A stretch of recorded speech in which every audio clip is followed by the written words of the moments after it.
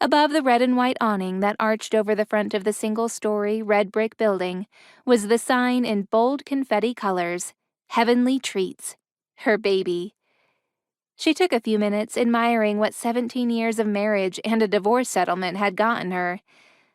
Most of the outer brick wall was covered by Boston ivy and honeysuckle blossoms. Wide paneled glass windows gave a limited view of all the treats on the inside, already out in full display. If that wasn't enough, the scent of cinnamon, nutmeg, and the other spices that were key ingredients in most baked goods floated in the air. They tickled her nostrils with their tantalizing aroma, an indication that Anne was already there baking.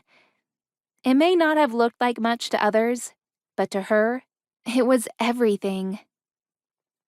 She walked down the path marked by her potted plants to push the glass door open and step into the bakery.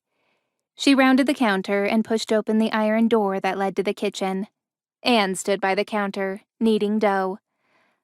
"Why is it that no matter how hard I try, you're always here before me?"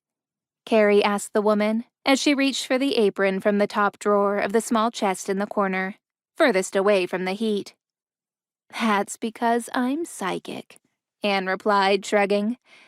She didn't bother to look up from what she was doing, but Kerry could see the corners of her mouth tilted in a smile, or a smirk. She wasn't sure. "Mark my words, Anne, I will beat you to it one day," she promised. "You can try," the older woman replied, the challenge evident in her tone. "I would love to see the day that you actually get here before me."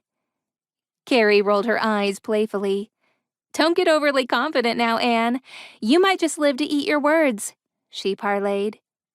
She washed her hands and went to the refrigerator to remove the icing and fruit she would add to the cake for the birthday party. She'd already layered it, so the only thing left was to decorate it. The chiming of the bell at the front caught her attention. "I'll go," she informed Anne, who was straightening up to do the same.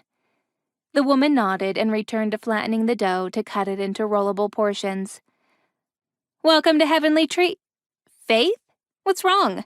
she asked the petite woman who owned the toy store 2 shops away from hers, standing by the counter looking perturbed. "This," the woman replied, waving what looked like a flyer.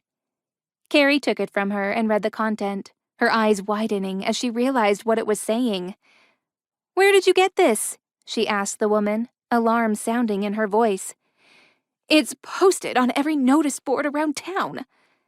"These people won't quit," she responded, her annoyance evident. She looked back at the flyer inviting the small business owners to a town hall meeting by the investors of Major Corp to sensitize the populace on their aim to acquire their businesses, tear them down, and build something foreign to the area.